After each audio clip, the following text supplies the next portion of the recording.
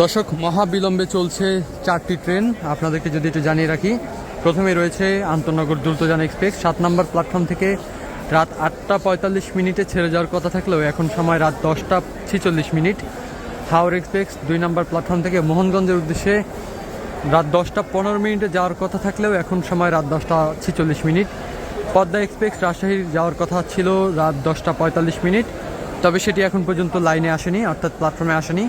Cox's Bazar express কক্সবাজারের উদ্দেশ্যে রাত 11টা ছেড়ে যাওয়ার কথা, তবে সেটি এখন যাবে রাত 11টা 25 মিনিটে। তুর্না এক্সপ্রেস 3 নম্বর প্ল্যাটফর্ম থেকে চট্টগ্রাম যাওয়ার কথা ঠিক 11টা 15 মিনিটে, তবে সেটি মনে হয় না বিলম্ব হবে। এবং পঞ্চগড় এক্সপ্রেস পঞ্চগড়ের উদ্দেশ্যে যাওয়ার কথা ছিল 11টা 30 মিনিট, তবে সেটি এখন যাবে রাত 12টা 40 মিনিট।